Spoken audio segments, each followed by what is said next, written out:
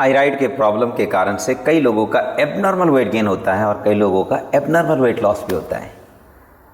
जिस कंडीशन में लोगों का एबनॉर्मल वेट गेन होता है उस कंडीशन को कहते हैं हाइपोथायराइडिज्म, और जिसमें एबनॉर्मल वेट लॉस होता है उसको कहते हैं हाइपरथायराइडिज्म। योग के साधना में दोनों कंडीशंस को मैनेज करने के लिए एक होलिस्टिक साधना है। मैं आज आपको बता रहा हूं, इस अभ्यास से हाइपोथायराइडिज्म भी नॉर्मल होगा, हाइपरथायराइडिज्म भी नॉर्मल होगा। हाँ, इसके साथ मैं हाइपो के लिए और हाइपर के लिए दोनों के लिए डाइट भी बताने वाला हूं। नमस्कार, मैं योग गुरु मोहन कार्की पिछले 20 साल से ज्यादा समय से योग सिखा रहा हूं। आइए अब शुरू करते हैं। आगे बढ़ने से पहले अगर आपने मोहन योगा स्कूल के इस चैनल को सब्सक्राइब नहीं किया है तो पहले सब्सक्राइब करिए और साइड का बेल आइकन भी जरूर दबाइएगा, जिससे आपको आने वाले वीडियोस के नोटिफिकेशन मिलते रहें। तो थायराइड के पेशेंट्स के लिए सबसे पहले तो एक बहुत आसान एक एक्सरसाइज का सीरीज करेंगे। ऐसे एक हाथ से दूसरे हाथ को पकड़ करके हल्का सा बैक साइड बेंड करें, गले पर खिंचाव ले आएंगे, पूरी तरह से हाथ को ऊपर की ओर ले जाएं और वापस। अब यहां से धीरे से neck movement, right and left. Neck और थ्रोट एक्सरसाइज के माध्यम से थायराइड और पैराथायराइड, वोकल कॉर्ड और टॉन्सिल ग्लैंड को एक साथ एक्टिवेट करेंगे। फिर सिर को राइट और लेफ्ट साइड ड्रॉप करें।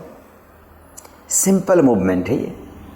और वापस फिर सिर को पीछे ले जाएंगे, chin down and up, chin down and up, chin down and up, और वापस। अब यहाँ से फिर श्वास भरते हुए दोनों हाथ को ऊपर उठाएंगे, हाथों को गोल घुमाकर नेक्स्ट अभ्यास करेंगे सिंहासन। हथेली ऐसे जमीन पर रखेंगे, सीना आउट करेंगे, जीभ को बाहर निकालकर आईब्रो सेंटर पर फोकस बनाएंगे।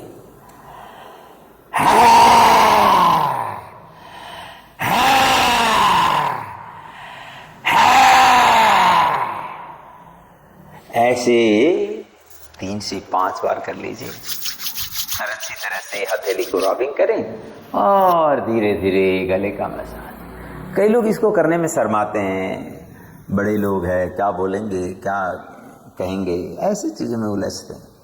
ऐसे आपको उलझने की जरूरत नहीं है, इस अभ्यास को रोज करिए। अगर ये नहीं हो पा रहा है ना, तो आप बाथरूम में जब ब्रश करते हो उस समय कर लीजिए। और उस समय तो एक और चीज़ कर सकते हो, ऐसे जीभ को बाहर निकालिए और हाथ के 3 उंगली डाल करके जीभ के रूट का मसाज करने का आदत बनाइए। तो इससे कई सारे और लाभ होते हैं। कोल्ड इन्फेक्शन का टेंडेंसी, थ्रोट इन्फेक्शन का टेंडेंसी, ये भी प्रिवेंट हो जाएगा, ये भी क्योर हो जाएगा। तो ये हो गया। और इसके बाद कुछ आसन्स के अभ्यास है। जैसे आप पीठ के बल पर लेटेंगे, एक बार शरीर को स्ट्रेच करते हुए विपरीत करणी, सर्वांगासन और हलासन, 3 स्टेप्स होते हैं यहाँ। ऐसी श्वास भरते हुए दोनों पैरों को ऊपर उठाएंगे, इसको कहते हैं अर्ध हलासन। अब यहाँ से थोड़ा ऊपर उठाएंगे, अपने वजन को कोने पर रखेंगे, तो विपरीत करणी। इस स्टेप में भी कम से कम 30 सेकंड से 2 मिनट तक होल्ड करें और इससे थोड़ा लेवल चेंज करें, वजन को शोल्डर पर ले आएंगे। फिर इसको कहते हैं शोल्डर स्टैंड, सर्वांगा। तो हाथ नीचे करना पड़ेगा।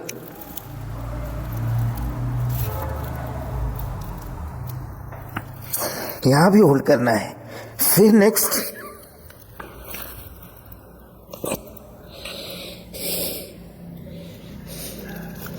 ये हो गया हलासन।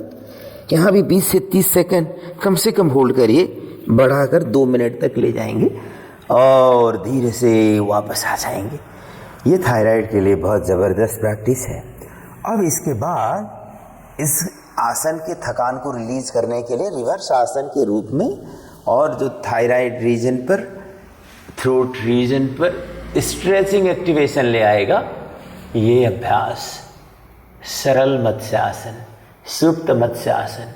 इसके लेवल बढ़ाने के लिए ना, हाथ को हटा करके ऐसे हार्ट सेंटर पर ले आकर पैर भी उठाया जाता है, ये और ज़्यादा पावरफुल बन जाता है और धीरे से वापस आ जाएंगे। इस तरह से अभ्यास के बाद थोड़ी देर रिलैक्स कर सकते हैं। लंबी श्वास लेंगे, पूरी सहज होकर अब दोनों पैरों को मोड़ लें, दोनों हाथ से पैरों को पकड़ लेंगे और ऐसे दोनों पैरों को पकड़कर कमर को ऊपर उठाएंगे। सेतुबंध आसन या इनिशियली कंदर आसन। कंदर आसन में हाथ नीचे ही रहते हैं, सेतुबंध में आप ऐसे पकड़ते हो। श्वास भरते हुए ऊपर जाकर यहां रुकें और रुकते समय ब्रीदिंग कंटिन्यू रखेंगे।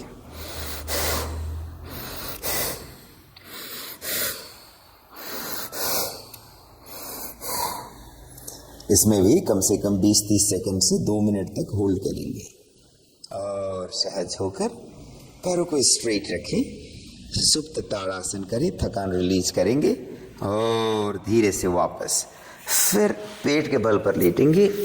ऐसे करवट लेकर दोनों हथेली को शोल्डर्स के नीचे रखें और श्वास भरते हुए भुजंगासन, श्वास छोड़ते हुए वापस।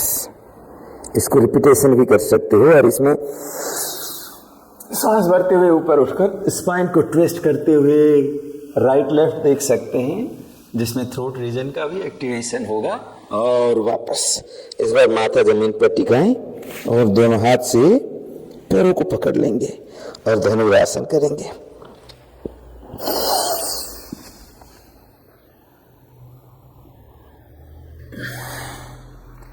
गले पर खिंचाव ऊपर की ओर देखें, पूरी तरह से बॉडी वेट को नेवल सेंटर पर शिफ्ट करेंगे। धीरे से वापस। अब यहाँ से थकान मुक्ति के लिए, रिलैक्सेशन के लिए मकरासन। ऐसे एक हाथ के ऊपर दूसरे हाथ को रखें, पैरों को खोल लें, टोज आउट, हिल्स इनसाइड। ऐसे अपने कलाई के ऊपर माथा टिकाएंगे। थोड़ी देर विश्राम, थोड़ी सहजता और यहाँ से फिर ऊपर उठेंगे। आराम से बैठ करके आपको उज्जाई प्राणायाम करना है। उज्जाई प्राणायाम को शुरुआत में 3 बार से शुरू करिए, बढ़ाइए धीरे धीरे। कुछ दिन के बाद 5 बार करिए, कुछ दिन के बाद 10 बार करिए। 10 बार रोज करने का कंफर्ट डेवलप करिए। आपका थायराइड एक ही अभ्यास से भी कंट्रोल में आ सकता है। तो कैसे करना है? सहज बैठ करके गले पर टाइटनेस पैदा करते हुए श्वास भरते समय आवाज पैदा करना है, इस तरह से।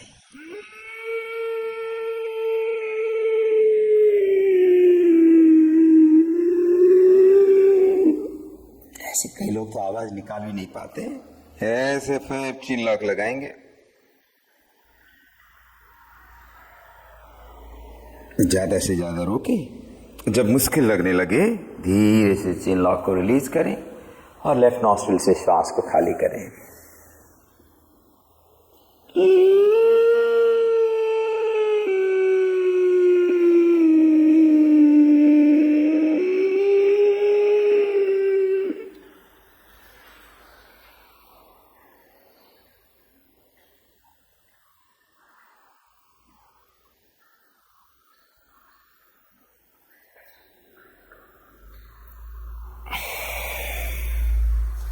शुरुआती अभ्यास में थोड़ा बहुत खांसी वांसी आ सकता है, कुछ म्यूकस वगैरह जमा हो या कुछ ड्राइनेस हो, कुछ वीकनेस हो, उसके कारण से आता है। और आराम आराम से करिए, धीरे धीरे बढ़ाते जाइए, ये सब ठीक हो जाएगा। और इसके बाद आपको बहुत ज़्यादा थायराइड प्रॉब्लम है तो 20 से आधा घंटे का अनुलोम विलोम को भी करना पड़ेगा, इस तरह से। स्पेशली देखिए T3 T4 के रीडिंग में प्रॉब्लम है तो अभी तक हमने जो किया है इतने से ही काम हो जाएगा। स्पेशली TSH में प्रॉब्लम है ना आपका, तो अनुलोम विलोम जरूर करना है। अनुलोम विलोम, ओम चैंटिंग, भ्रामरी जैसे अभ्यास TSH को जल्दी बैलेंस करा देंगे। तो ऐसे राइट नॉस्ट्रिल को राइट थंब से बंद करें, लेफ्ट से ब्रीद आउट। ऐसे बाएं नाक के सांस को खाली करने के बाद वहीं से भरेंगे।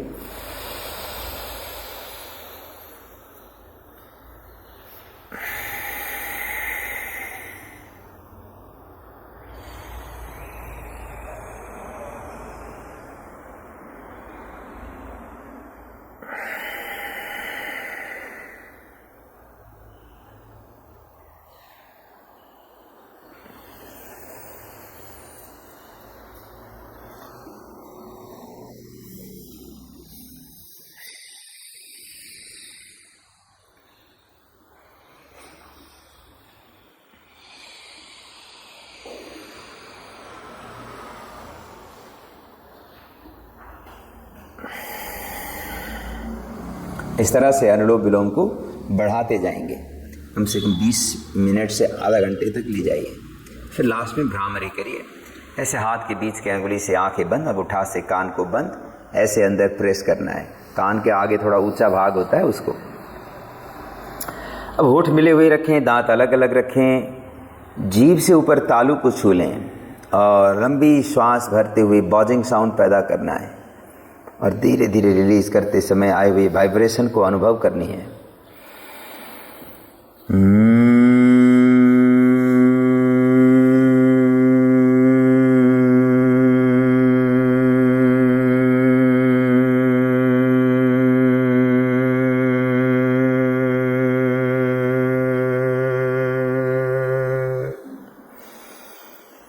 और श्वास भरें और फिर आवाज के साथ रिलीज करें।